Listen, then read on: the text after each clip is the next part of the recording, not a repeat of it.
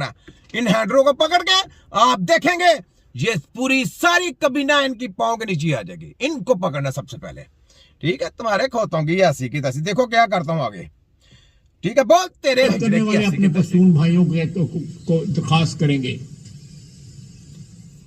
कि इनका कला कमा वहां पे करें। वहां पे करें कला कलम, उनको कहना है कला कलम वहां पे करें। पैसा फेंक दलाल, वो लोग दलाली पे नहीं जाते, पैसे पे बिकने वाली कौम नहीं है। तू एक दलाल है, तू एक अमेरिका का पालतू कुत्ता है, तू एक दल्ला है, तू एक हिजड़ा है, याद रख ले। तू एक पाकिस्तानियों को मारने वाला एक कातिल है, और कातिलों का टोला तेरा सरगना शबाजू कंजर, नवाजू कंजर, मरियम 840, 420 से 440 कर दिया, यानी 420 का होता बढ़ा के 840 कर दिया, डबल कर दिया। क्योंकि ज्यादा चोरी डाकू और मटरमैन कातिल तुम हो गए हो ना, ज्यादा अपने आप को फरोनियत की सीट पे बैठ गए हो, दजाल की सीट पे बैठ गए हो, और हुक्मरानी करके पाकिस्तान को टैक्सों के जरिए गुलाम बनाया जाता है। पाकिस्तान को कानून के जरिए नए नए कानून लगा के आपको गुलाम किया जाता है। दायरे नए से नए कैम करके उस दायरे को उस दायरे के अंदर जम किया, उस दायरे को उस दायरे के अंदर जम किया, उस दायरे को उस दायरे के जम किया। जनाब इस तरीके से आपको गुलाम बनाया जाता है। लगे समझ तो तुम बनो गुलाम अपने बच्चों के, तुम अपने बच्चों को गुलाम बनाओ, जाके अपने आप को गुलाम बनाओ। तुम हो गुलाम, तुम्हारी शक्ल गुलामों जैसी है। तुम हो एक वो नहीं बूढ़ पाशिया और वो क्या रगड़ू, वो है तू। लगे समझ। तो ये जनाब कहता है कि उसको भेजू, उसको करूं, ऐसा करूं, ऐसा तेरी ऐसी की तैसी फिर के रख दूंगा, देख मैं क्या करता हूं। आगे सुने पाकिस्तानी, देखो मैं तो आपके लिए जान तन भर की बाजी लगा रहा हूं जी। मेरे पाकिस्तानी सुनाओ, कैसा राती धोखा किया इन्होंने? हाँ, धोखे करके मारा इन्होंने फौज ने ਤੁਹਾਡੇ ਨਾਲ। ਅਸੀਂ ਗੱਲ ਕਰੀਏ ਤੇ ਤੁਸੀਂ नाराज ਹੁੰਦੇ ਹੋ कि भाई जी फौज के बारे ये भी हमारा पंजाबी भाई है। देखें खैबर पख्तून के लोगों, ये पंजाबी भाई है, पंजाब से आवाज उठी आपके लिए। देखें, आप कहते हैं पंजाब हमारे साथ नहीं खड़ा होता। देखें, ये कह रहा है कि देखा किस तरह इन्होंने आपके साथ धोखे के साथ आपके लोगों को शहीद किया, आपको बुला के आपके लोगों को शहीद किया। ये कह रहा है, मैं तर्जमा साथ में करता हूं, सुने। बोले करो ला इलाहा इल्लल्लाह मुहम्मद रसूलुल्लाह। अगर वाम दा कोई दुश्मन है ना तो फौज है, ते अगर तुसी आजादी लैनी तो फौज कोलों, अगर तुसी कैदी हो तो फौज दो। और मैनू दसो तुसी किदे कोलों आजादी मांगदे फिरदे हो? ये कह रहा है कि अगर आपने गुलामी लेनी है, गुलामी की जिंदगी बसर करनी है या आजादी की जिंदगी बसर करनी है, आप गुलाम है तो अपनी आर्मी के। आपकी आर्मी किसके अंडर है? अमेरिका के अंडर। जब आपकी आर्मी अमेरिका के अंडर है तो जाहिर बात है आप गुलाम आर्मी के हो गए। तो आपने आजादी किसी और से नहीं लेनी, किससे लेनी है? आर्मी से।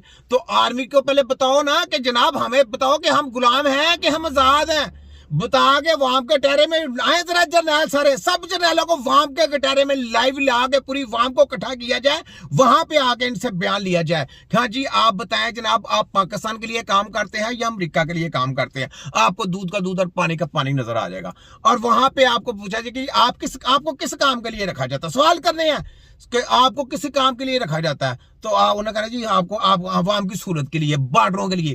तो आपने कहना जी आपको बॉर्डरों के लिए बोला गया, तो आप वानों में जाके क्या कर रहे हैं? आप जाके दूसरे ओहदों पे क्या सेक्रेटरी क्या लगता है, चीफ लगे हुए हैं। कैसे लगे हुए हैं? क्योंकि जब आम आदमी जनरल की सीट पे नहीं जा सकता, कोई आम आदमी आर्मी की सीट पे नहीं जा सकता, तो आपके रिटायर ऑफिसर कैसे दूसरे दायरों में जाके बड़े बड़े ओहदों पे आ जाएंगे?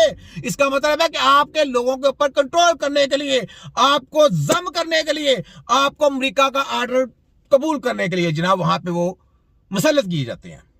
ठीक है, ये बात है। आगे सुने, बहरहाल ये बातें हैं सुनने वाली हैं।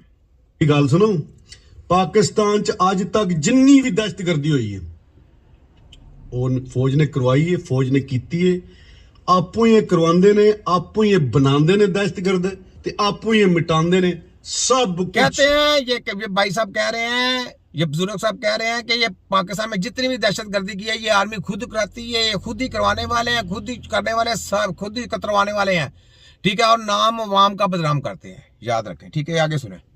इन्हां दी प्लानिंग हुंदी है सिविलियन नूं, पाकिस्तानी जिहड़ी आम वाम नूं जलील करन वास्ते। और तुहानूं उन्हां ने इंज रखिया है कि जिस तरह बिल्कुल जिस तरह कुत्ता नहीं रखा हुंदा, थोड़ा जिहा टुक्कर पाओ तो वफादारी दिखांदा रहंदा। वो कहता है कि अवाम को उन्होंने कुत्तों की तरह रखा हुआ है, यानी थोड़ा सा आपको चारा फेंक देते हैं तो आप आर्मी की तारीफ करना शुरू कर देते हैं। वो कहता है आपको कुत्तों वाला हाल आपका किया गया है, ये कह रहा है, सुने त्याग वफादारी कर दो। ठीक है। तो ये बात है, ये बातें सुनने वाली है कि किस तरीके से उसने बोला है। ठीक है, आगे सुने, ये ले ये। मेरा ये पैगाम आर्मी चीफ आसिम मुनीर के लिए है। हाँ जी। मर्द का बच्चा बन, पिलाने जंग कर, ये लुका छुपी वाली गेम खत्म कर। तेरे पास 6.5 लाख आर्मी भी है, बंदूकें भी हैं, तोपे भी हैं, रॉकेट भी हैं, मिसाइल भी है, और साथ पूरे मुल्क की पुलिस भी मिला ले।